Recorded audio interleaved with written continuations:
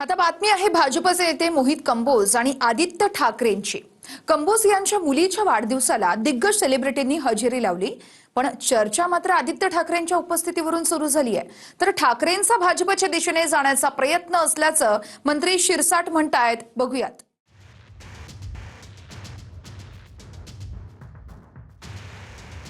आदित्य ठाकरे आणि राज ठाकरे या काका पुतण्यांनी थेट भाजपचे नेते मोहित कंबोज यांच्या मुलीच्या वाढदिवसाला हजेरी लावली आणि राजकीय वर्तुळात चलबिचल सुरू झाली।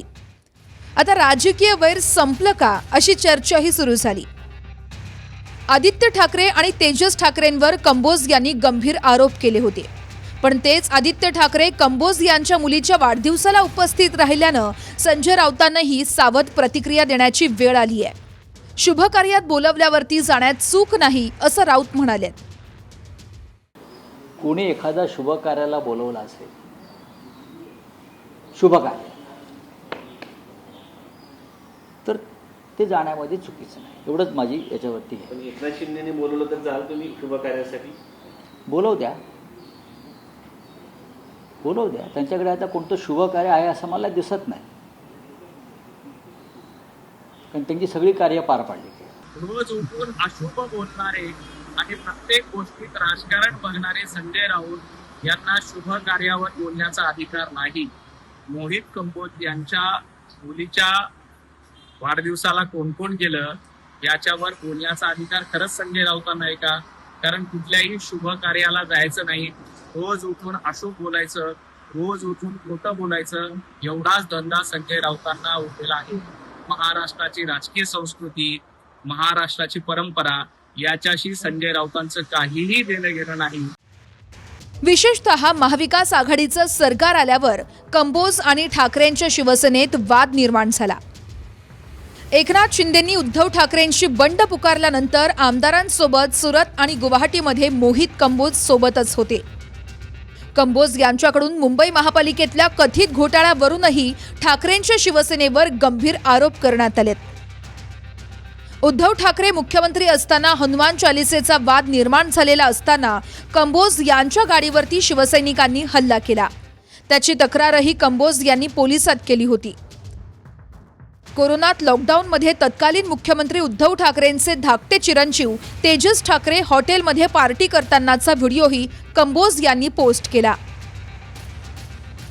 आणि आता याच कंबोज यांच्या मुलीच्या वाढदिवसाला आदित्य ठाकरे हजर राहिल्यानं भुवया उंचावणार होत्याच, पण अंधारेंनी राऊतांपेक्षा वेगळी प्रतिक्रिया दिली आहे।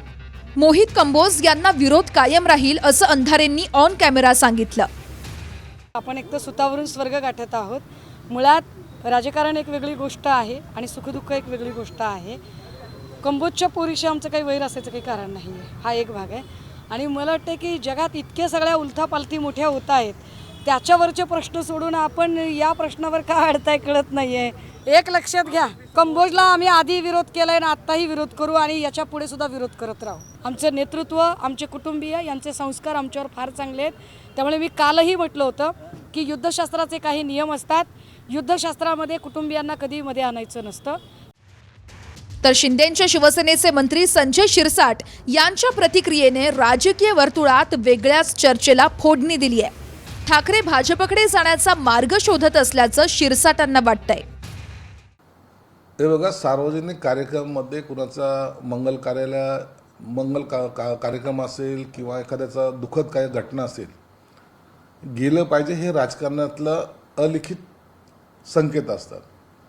म्हणून आदित्य गेला याचं काही वाईट नाही, परंतु मनामध्ये त्यांच्या काय चाललंय हे जर पाहिलं तर मला असं वाटतं की जे बेछूट आरोप करत होते, म्हणजे लिमिटच्या बाहेर, ते आता त्या लग्नाला जाण्यामागचं कारण आहे की त्यांना भाजपकडं अप्रोच होण्याचा ते शोधत आहेत आणि म्हणून ते आज मनोज त्या कंबोजच्या कार्यक्रमामध्ये गेले होते।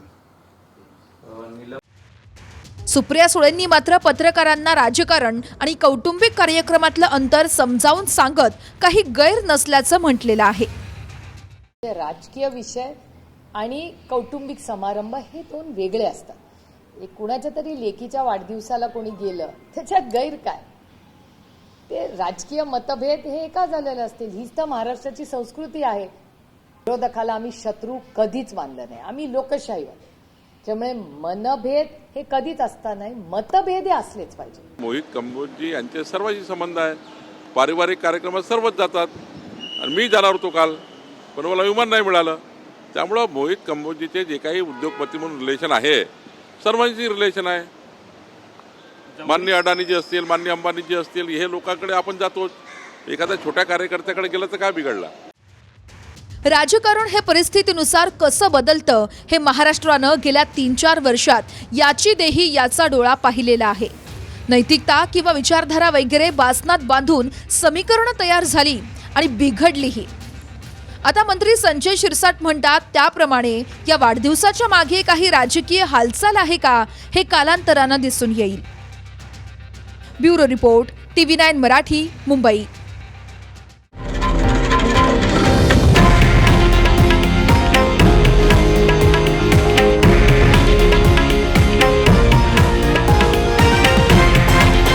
हे आहे देशातील नंबर 1 न्यूज नेटवर्क आणि आपण पाहत आहात TV9 मराठी, एकमेव.